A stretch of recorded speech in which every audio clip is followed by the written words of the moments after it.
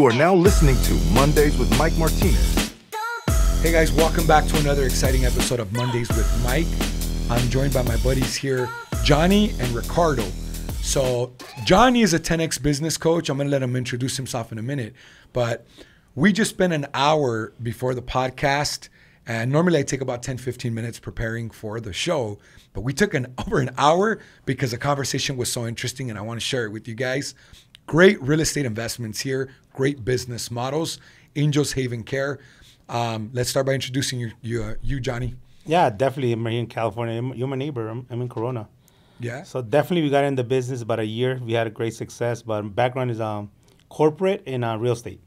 So I know we've met because you're a 10X business coach. Mm-hmm. And I think I spoke at one of your events about a year and a half ago in Whittier. Mm-hmm. Great time, great event. Ricardo, what's your background, bro? Where are you originally from? Mexico. I came here when I was 8, lived in Riverside, and now I live 5 minutes away from Johnny in Corona. So you guys are related? Yeah. Through marriage? Well, now we're married. We're not gay. Now marriage. Now but it depends. If it brings money, okay. Yeah, definitely it's a family-owned business. Beyond that, now we're married because we have a corporation, we have an LLC, so we're all full-on business partnership. Business partnerships. You know, I'm not a big fan of partnerships, but it looks like this one is a great one based off of what I can see already. And you're married to his cousin or something, right? My niece. His niece. Yeah, okay, my niece. Okay. So there is some relation through marriage right there. Okay. So how long have you guys known each other? So I've been with my wife for 5 years, so met him probably 4. 4 years? Yeah, 4 years. And then how did you, well, first let's talk about your background. Do any of you come from money? No, we don't. My mom crossed the river. You know, I think it was in the 80s, she crossed the river. And she says, you know what, I had a disagreement with my dad. She goes, I'm going to go to United States and I'm going to make it and then I'm going to go get you guys. So after 5 years she was here, she got us some papers and stuff like that, brought us over, and it was now it's, we love it down here. But yeah, she had no money. She came with zero money. At what age did you come? 7. Okay. I'm 44 right now. Okay, got it. I definitely don't come from money. At 5, 6, 7 years old, I was washing cars in Mexico. All right. And my mom brought me a letter. She just came back from Mexico, and where I write in Spanish, I'm very sad that we don't have money. Oh, shit. I should have brought it if I knew we were going to. I got sentimental because I read it, and I'm like, I cried because, you know, I have a son now, and if I see that from my son, yeah, it hurts. It hurts. It hurts. So. No, I do. Trust me, I get it. A lot of us Hispanic Mexican, we have like rough backgrounds, right? Rough childhoods, not just poverty, but you know, sometimes the ignorance where fucking dad, like dad hits mom, or there's domestic violence involved, or fucking child abuse where the parents, you know, hit the kids. Like that shit just, it's Mexican culture, bro. Unfortunately. Kid gets out of line, Mexican parents are gonna fuck up their kids, and it's sad because we don't think like that anymore. Like I don't hit my kids, you know. I can't even think of like raising my hand and doing that. But it's unfortunate. It's part of, you know, growing up. So you guys meet each other 4 years ago, and how did you find the business that you're in? Like, how did you come up with it? How did you guys think of a partnership? Talk to me about the history here. Yeah, definitely. Like you said, I'm a 10X business coach. So I started my own community with realtors, wholesalers. And one of them, hey, you know what? I want you to help me sell this property. And I'm like, okay, well, what's the big deal? Just put a for sale sign and put it in the market. He's like, no, bro, there's more to it. Like, there's elderly people here. They're seniors. And I'm like, okay. Well, he goes, come to the home, talk to the seller, and then help me. Sure enough, I went down there. And yeah, it was a whole business. It's called residential assisted living. Okay. Once we're there, I have been talking with Ricardo because he owns a couple. He has an Airbnb. He's like, hey, I want to invest in real estate. When there's an opportunity, I want to partner up and do things. And sure enough, I called him. And when I'm going through this process, I'm like, this is amazing. We can make an impact and at the same time run a business and buy real estate. I need an integrator. Sure enough, picked up the phone, called Ricardo, and then Ricardo, the first thing he said is like, went into integration. let me do research, let me do the numbers, and go from there. And What did you do before? My background's engineering, medical devices. And medical devices. And did you did you like quit your job to go 100% all in on this? Not in the beginning, no. It was about 9 months in when, but I was thinking about the long-term vision of I want to get out. I always knew that I had to get out of my 9 to 5 from engineering. And I already knew that I just needed to get out. And I believe 9 months in from when we started the business, or yeah, around there, that's when I decided to quit. That's when we bought the Rancho Mirage home, because that one we had to start from the beginning. What I mean from the beginning, no residents, so I knew there was going to be a lot of attention that had to be put out there, and that's when I decided to. I talked to my wife. I told her I'm ready to make the You need to trust me, babe. yeah. So it was this year, 2025 February, when I made the decision to quit my. This year, okay. So you opened business last year in July. This is your first full year in business. What's your projection for gross revenue this year?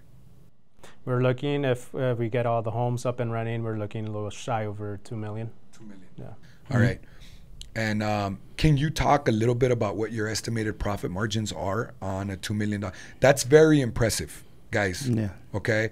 This is my first full year in business with my new collection agency. And right now I'm at about 1.2 million. So I want to push 1.7 minimum, but I'm actually pushing for 2 million. So this is my first full year in business. Like I'm hoping and pushing and praying for 2 million this year. My first full year in business, $2 million. Your first full year in business, $2 million. It's fucking impressive. That's not easy to do. All right. So my hat's off to you guys. No, thank you. So what does that look like? What's your profit margins?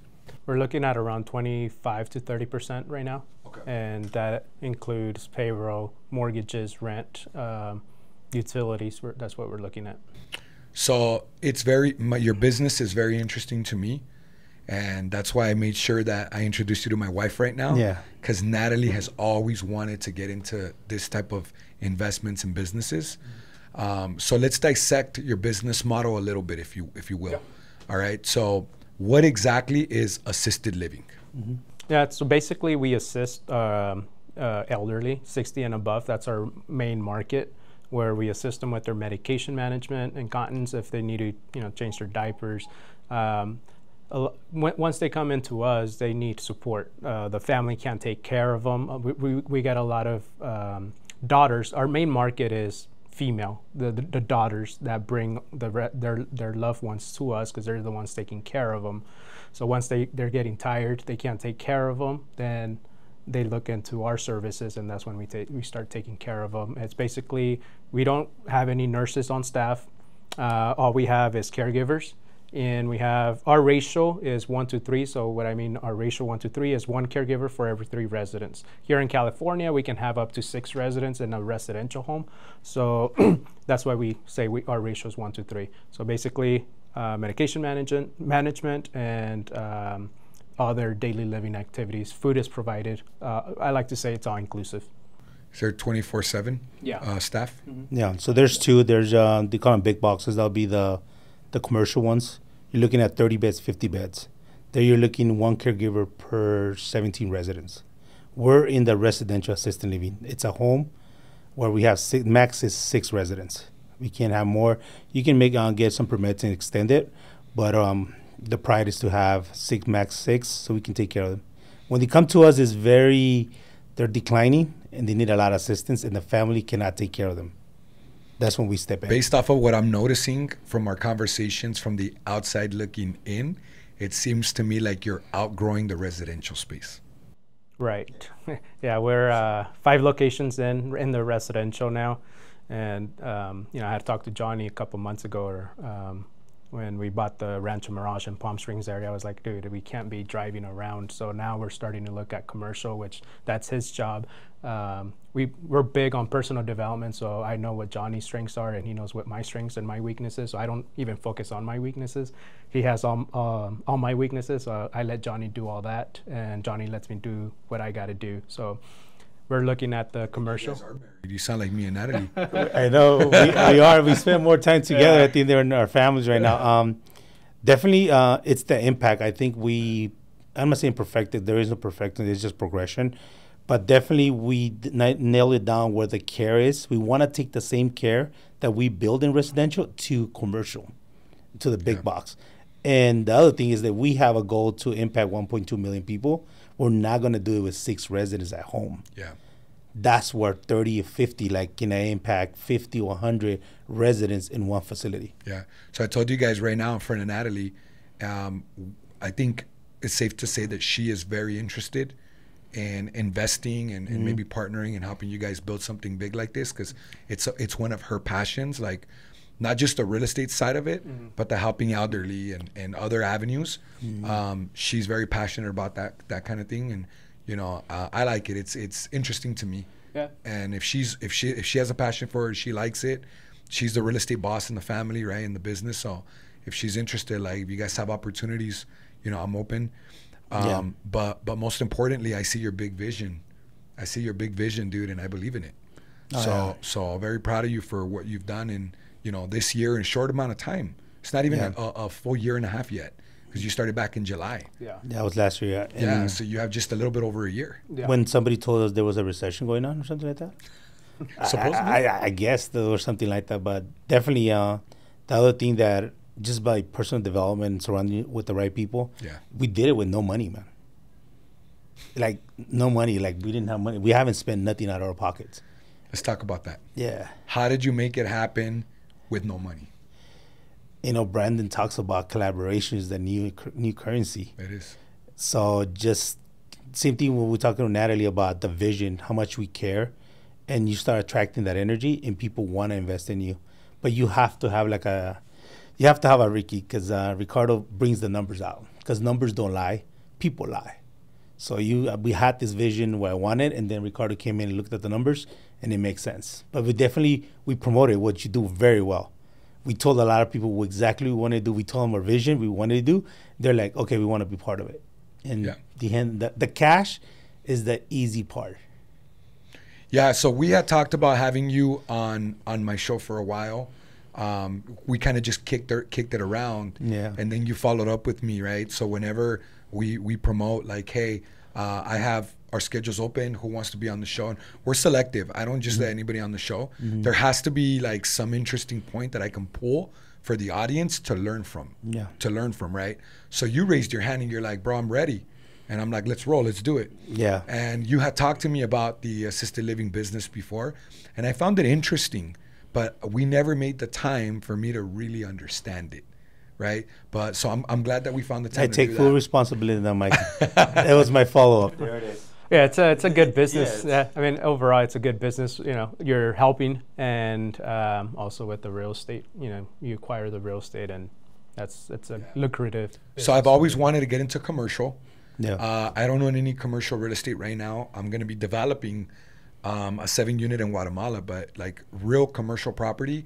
I invested in one. I own I'm an investor in a big storage in Oklahoma. Okay. With Javier Hinojoso, a friend of mine. He's a big syndicator. But I don't own any of my own. But this would be something that I would like to, explore, right?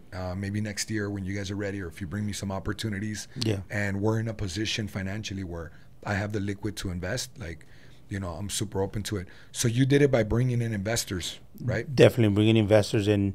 Everything was on our phone. They say that, hey, just pick up the phone, look at your phone. Everything's there. But we had a target. Where we're going to make this happen. And same as my mom, I was just talking to her last week. She had a target to cross that river. She didn't care what was on the other side. And that's why I told Ricardo, dude, we have a target. Let's go for it. Let's just pick up the phone. And we weren't holding back. We're just telling people this is exactly what we want to do. Are you in or not? I had to get out of my 9 to 5, so that was the target. That was the vision. Oh, you guys will be pushing 10 million in no time, bro. In no time. And we'd love if you'd be part of it. I'd love to be a part of it too. Shit, let's do it. Yeah, there's so much shortage. There's a house crisis going on. Dude, that doesn't imagine. Now there's a senior There's elderly Yeah. shortage. Yeah, dude, I'm even thinking of if this goes in the right direction. I have a property in Destin that I've been thinking of selling. That's valued at 1.4. Yeah. I think I have like 400,000 of equity in there, and then I have my Rialto property where my brother-in-law and sister-in-law live. They're gonna be moving to my ranch property, so I'm thinking of selling that property now with this idea, just to raise a quick 600, 700K, just to have available cash to deploy if you need it. We just got to sit down and see if it makes sense, but that would be a good opportunity. I have another property to the Oklahoma supposed to be going for sale. I have about 400,000 or 500,000 in there too. I'm just gonna give you a warning. What all that is gonna come, and then we're gonna pass it on to Ricardo. And Ricardo's not gonna tell us no. He will never tell you no. He's just gonna send you a number. You're like, the numbers don't add up. So It's too much money. So I'm just because because location is huge. Yeah. We can't open a senior care right in downtown LA. Yeah. It doesn't location where real estate. That building has to make sense, and close to hospital. Yeah, I mean, it sounds like you're over the residential model. Like you're over it already. You've already explored it. It was a good way of learning the business and experimenting and like, does the model work? Yes. But it seems like you're already ready for the next level. And I'd like to be a part of that. Yeah, I mean, we actually put an offer in Palm Desert this last month. I mean, we got outbid, but I mean, we're already there. We're already looking at commercial buildings, and it was an existing assisted living, and it was licensed for 71 beds, I believe, and so it was already ready to go. It just needed well, how much? About $1 million on rehab, but we got outbid. But we're already on that trajectory to get a commercial building. That's amazing, dude. Yeah, no, I'm excited for you guys. Has anything been difficult about starting this business? For me, was you're dealing with death. The fact that, yeah, I understand you have $3,000 or $22,000. You know, that's all you have to take care of your mom. But we have a business to run. We have groceries. We have a mortgage. Like, I can't take your mom. So it's kind of hard for me to say no to that. But then I run it through Ricardo. Ricardo goes, dude, like, No. it just doesn't It's a make business. sense, because if you bring her mom in, we don't have money to buy food. So instead of helping her, we're putting her in another position. That's been like struggle for me. Is your client base upper middle class? Well, yeah, I mean, if they have the money to pay above 6,000, so I would say a little upper middle class. Is that your average? Is that your average monthly client? Yeah. Is that the worth is 6,000? It depends on the location. If we're looking at Rancho Mirage, we're looking a little over 7,500. So yeah, so in Temecula area, we're looking at 6 to 6,500. So it just depends on the. So location. your average is probably 6,500 then. Yeah, and then you add the level of care. So if they require a higher level of care, then we add on top of that. That's just to start. You're really gonna like this. So Ricardo is working on it, of course, integrator. He's working on getting funding through the state. There is a program where they can come in and they can cover the cost. The extra cost. The extra cost based on the level of care, as long as we do the whole consultation, and we can go ahead and the state will actually help them out. So they would pay the foundational price, So and this- then they supplement the Yeah. the cost, or they supplement the pay. Yeah. Right. Yeah.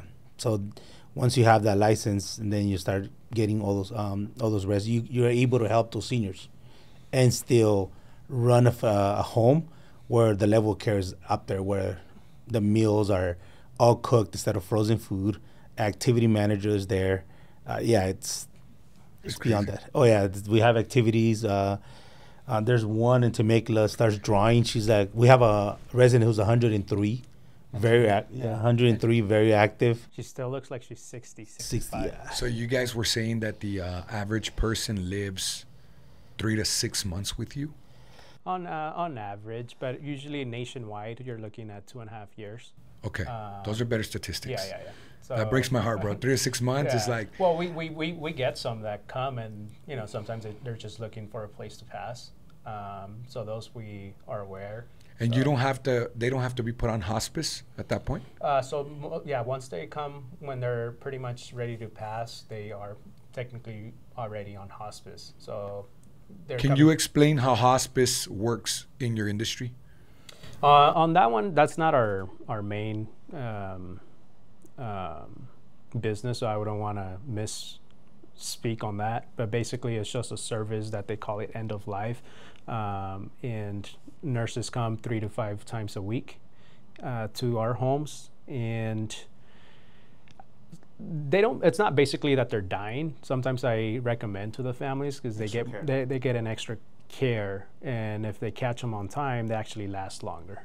And as far as like the details on the hospice, I would let someone from the hospice. Because from what I understood hospice to be is, like, they're already going on to the deathbed and they're just making sure that they're comfortable while they're passing. So hospice is just a service to keep them comfortable, that the doctor recommends that they're gonna pass, but not necessarily. Sometimes it's more of to keep an eye on them. But basically, they have 6 months to live. And that's where it has to be a nurse for that.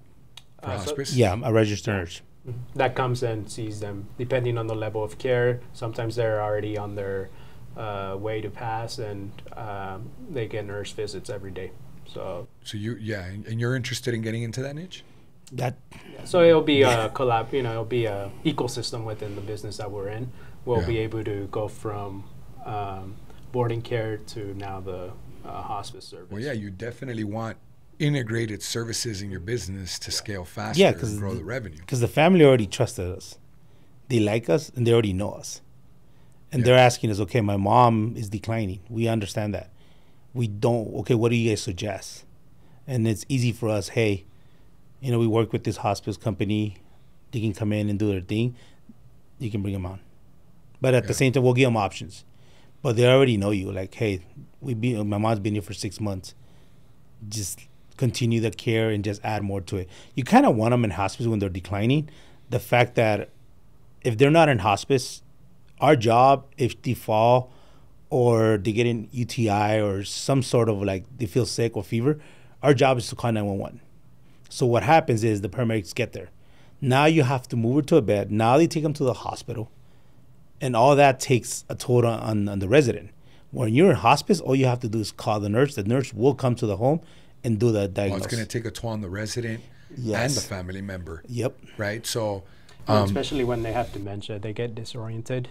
They take them to the hospital, and then whatever, they got to be out there for whatever night or 2 nights, and then they got to come back, and they're just like, oh, where am I now? Yeah. So it becomes a big shift on the residents. You mentioned earlier when we were in my office before the show that it was hard for you to like sleep, and you would get like anxiety when you first, because you're dealing with death. Yeah. Right. That is crazy. Yeah. The first couple of months of being in the business, I literally would have like a mini panic attacks. I would wake up. As soon as I would wake up, I would look at my phone. I'm like, oh shit, okay, no one died. Okay, good. And so I was used to getting calls at 3, 4 in the morning. Hey, so and so passed. Okay, now I got to call the family and let the family know, hey, your mom or dad passed. So in the beginning, it was. So did it stop happening more often? Or are you just used to it now? I'm used to it now. Okay. And at that point, when they pass, we already kind of know that they're gonna pass, and the family already knows. So it's a mutual feeling now. But we do get some of them that we just had one 2 weeks ago or a week ago that just she went happy. She was a very happy lady, and went to the hospital, and I get the call that she passed, and I was like, oh shoot, like that was you weren't expecting it. That was not expected. But as far as it was panic attacks for the first couple of months of just looking at my phone every morning.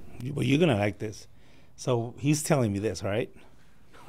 And I'm doing real estate, right? I'm like still, because I'm all in on this. I let go of the wholesaling, drop that. Even some of the one-on-ones, I'm like, they're no longer doing one-on-ones mentorship. Like, this is more impactful. I got to pay more attention. Then we brought systems and processes. Now it becomes about people. Now we start educating the caregivers. There's no need for you to call Ricardo and tell him that Joe just passed. Your job is to call hospice, because that's exactly what Ricardo does. Ricardo doesn't even call the family. The process is to call hospice. Hospice goes to the home. Then from there, the hospice, the nurse goes through the process. Then they call the family. So we told Nancy, the caregiver, this is the process moving forward. You call hospice. From hospice, you do this. And they're like, I got it. There's no need to call Ricardo. Does Ricardo need to know? Yes, you can text him, let him know what's going on. But there's nothing that Ricardo can do. So we implement in systems and process now where he doesn't get the calls. Same thing with our tours. When somebody visits our home, we have a system and process how to walk the property, how to get the guests, how to even interact with the nurses. Yeah.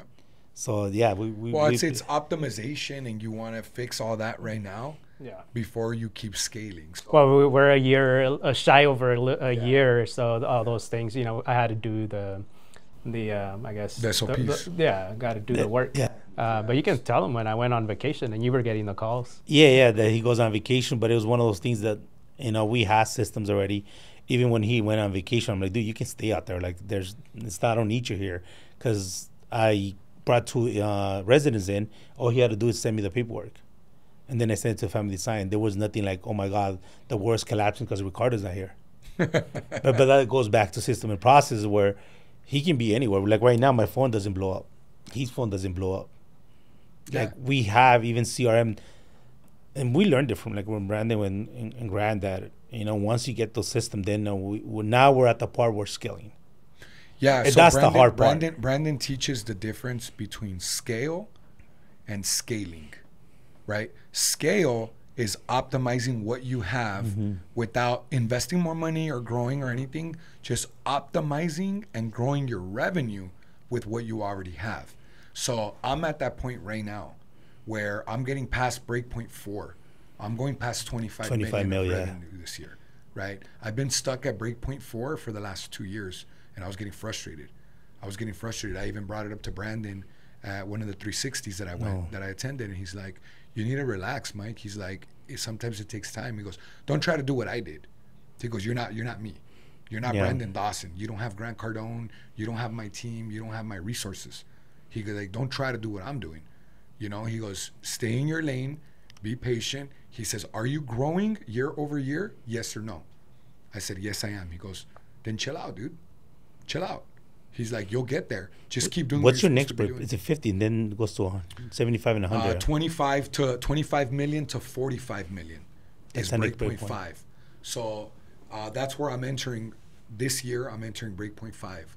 So I'm anticipating to finish right around 25 to 26. I'm barely going to get past the breakpoint. So you can hire a CFO at 25 mil, huh? Well, I have Carmen. She's my fractional CFO. By the way, guys, Johnny and Ricardo are, shout out to Elite Business Management. That's our accounting firm. Carmen is my CFO, and you're one of our accounting clients. So I thank you for trusting us. And hopefully you guys have your profit and losses in order, and they help you with your investors, right? Yeah, we're working with them, yeah. Yeah.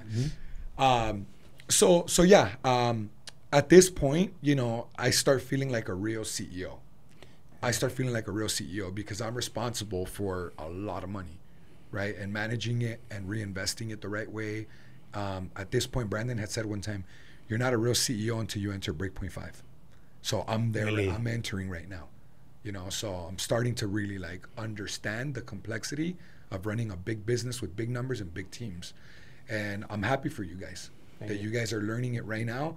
So what I'm doing in my agency is I'm pushing to get to 3 million as quickly as possible next year.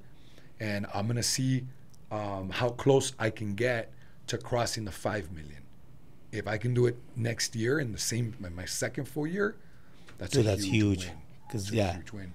So I don't know what your targets are. Let's talk about your growth. What's your plan? I just texted him. I'm gonna go for 5 and next year. Okay. And the reason for that is going back to scale. We have the foundation, and there's other 3 businesses that we can add to what we have. Not reinvent the wheel. I'm not going to go open a restaurant.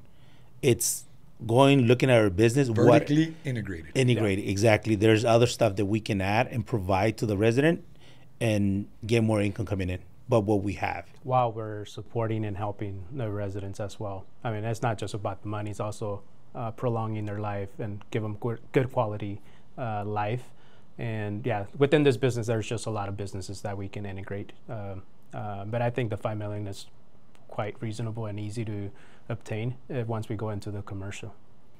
Oh yeah, dude. Oh yeah, that's true. We gotta go commercial. Yeah, a residential, I can see. I send them residential numbers. It's possible, but definitely, yeah, it's gonna. I don't. It's possible, but it's a stretch. Like you're stretching yourself already. Yeah, like I was saying earlier, with the different locations, that's when we were like, oh, we need to look at a big building where we can have everything in one location, and that's the only location that we go to. That's why it's like Brandon was. I think we were there at the 360 with you, and I think he used an example where there was this clinic who was making 5 million, all right, and like really struggling. They had all kinds of PhDs, they had all these degrees and stuff. It's like, okay, you chose to go that route. And then you got Mike here who has done a PhD making 25 million. And Did he use me as an example like that? I don't remember that. Because he's asking, like, it's like us, we can do it the hard way and spend all our time in the residential, or you can go to commercial where there's 50, 100 people already there. So he said, yeah, look, there's multiple ways you can skin this cat. And he uses an example, like you can go with Mike is that he doesn't need the PhD, he doesn't need the whole loss. And he goes, and look at him, he's making 25. And here you are struggling with this urgent care, with all this stuff. Way more educated with me, way more educated than me. But the thing is that I invested a lot into my education with coaching with people like Brandon. Mainly Brandon is what really helped me get to where I'm at.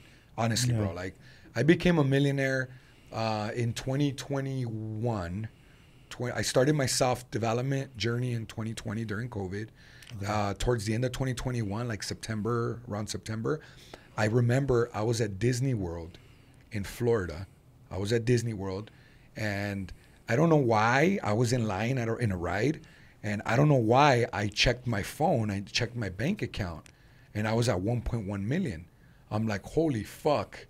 I just became a millionaire. I told my wife, we just became millionaires. Like, I've never had $1 million liquid, like in my bank account like that. And I almost went out of business. I almost went bankrupt in 2019. So from going bankrupt in 2019 to becoming a millionaire in 2021, and then we started, investing in real estate. I think I became a multimillionaire in 2022, the next year. And then I just kept compounding. It's a lot easier. Yeah. Dude, Well, congrats. it's not. Congrats, bro. That's fast. Thank you. That is fast. But then again, it's the coaching, the mentorship. Well, so that was the point I was making. I'm sorry to go off topic. So I started working with Brandon at the end of 2022. Okay. 2023, 2024, this is my third year working with him, right? I went from 13 million to 18 million in 2023. That was a huge jump. That was a huge jump, bro. That's $5 million. Like, it's a lot of fucking money to go. We're talking about 5 million right now, doing that our first full year. Well, I was already in business. But for me to hop like that, that's fucking big. And then I sat back and I'm like, fuck, I just scaled $5 million, dude. And my business is like running good. I'm like, fuck, I don't even have to really go anymore if I don't want to. Yeah. Right? And then the next year, I didn't scale as fast. I went from 18 to 21 million. So I scaled, 3 million. That's still a good jump in 2024. Now I'm going from 2021 to 26 million. So I'm scaling another 5 million. But the whole point of scale versus scaling, what Brandon teaches us, is I'm at the point right now where I don't have to keep investing and keep growing anymore. Right now, I need to stay right now where I'm at, and I need to optimize everything that I have. So I don't have to worry and stress over like, okay, I got to get a 30. No, dude, slow down. Let it happen now organically through optimizing. So I think, in my opinion, if you guys focus on optimizing what you have right now and just adding commercial, but not trying to do too much at once, be careful. Be careful. I mean, 25 million is dangerous if you're reckless. But even here, if you're going from 2 million to 5 million, then you buy commercial and you